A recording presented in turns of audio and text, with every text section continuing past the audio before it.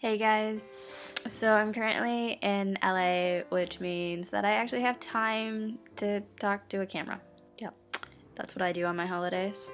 If you guys, I don't know if you guys struggle with anything, but if you do, you can always talk to me. I like it when you guys come to me with anything that you struggle with as well. Makes me feel more human. My friends ask me a lot is how to keep me safe, I guess, from myself. I think one of the biggest things, they just have to trust me. I know myself pretty well, and it's very rare that I can't take care of myself or get myself help. Like, I always have the numbers to all the helplines. So if I need to talk to somebody immediately and ask them about anything that's going on in my brain, I can always call there. I know that, like, in Canada, we can always just easily go to the hospital and you're safe from yourself there. Along with, I have a really close, like, support network that helps me a lot with, if I'm having a downtime, I can always, like, go to them no matter what. They're always there for me, which I highly appreciate,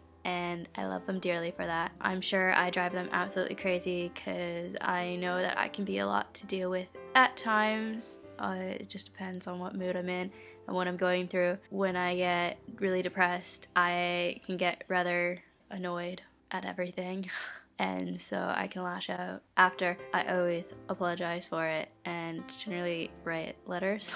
So I've gotten really good at writing apology letters. I think that's one of the most annoying things, I guess, hurting people through the process. That really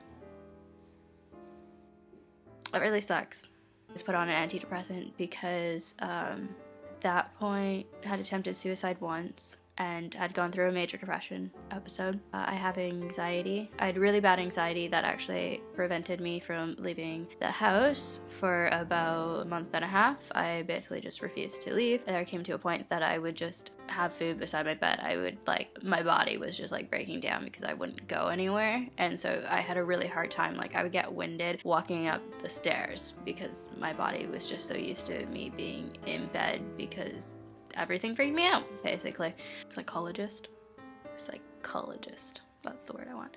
My psychologist at the time suggested that I be put on medication for my anxiety, to which I was not okay with at the time. I really didn't want to be put on medication because I was like, what will people say? What will they think? I don't want to be put on medication because I don't like being under the influence of anything else. So that's kind of where I was at with that. And then I talked to a couple of friends and I was like, okay, so here's the situation. And at that point, I'd learned to be open about my depression because I was diagnosed when I was 13 at the time. And then when I was diagnosed with my anxiety, I was 18. I'd learned to be very open about my depression and about some of the family issues that I had at home when I was younger with close friends. But with medication, you kind of have to learn to be more open with everyone because if you go anywhere and you need to be on medication, they often need to know.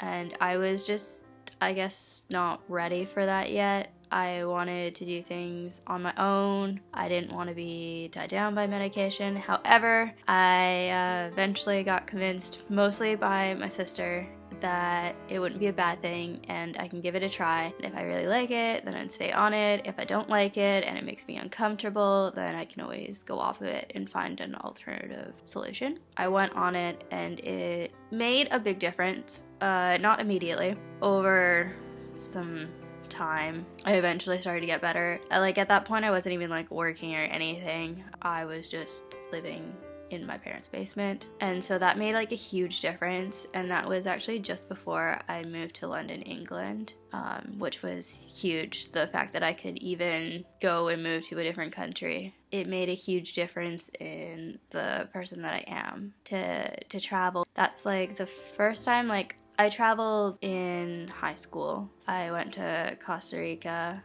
Houston, France, and Belgium. I actually nearly didn't go on those trips because of my anxiety. Like, I thought there was something wrong with me and I couldn't figure out what it was, because anxiety takes a weird form and gives you a lot of physical symptoms, psychological symptoms. I guess the main point of that is don't be afraid to go on to medication.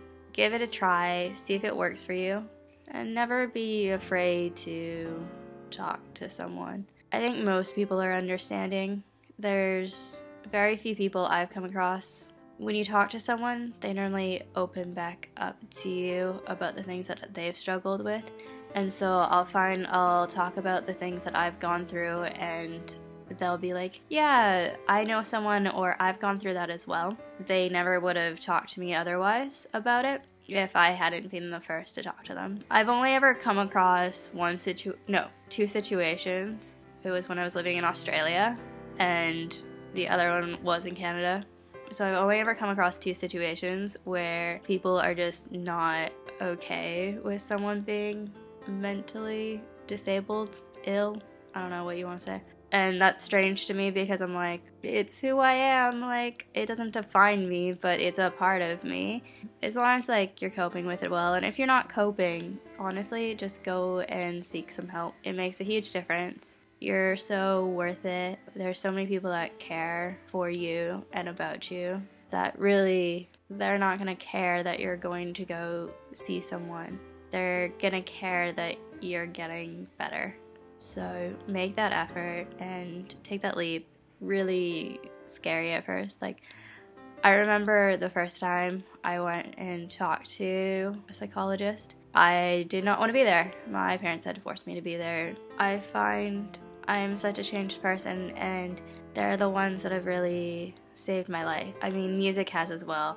I'm a huge believer in music empowering all of us to do great things and to keep us alive, and it sets a whole tone for my life, and it's something I can relate to. But also just having that person that I can talk to when I need someone to talk to, and sorting out my thoughts, because half the time I don't know what my brain's thinking.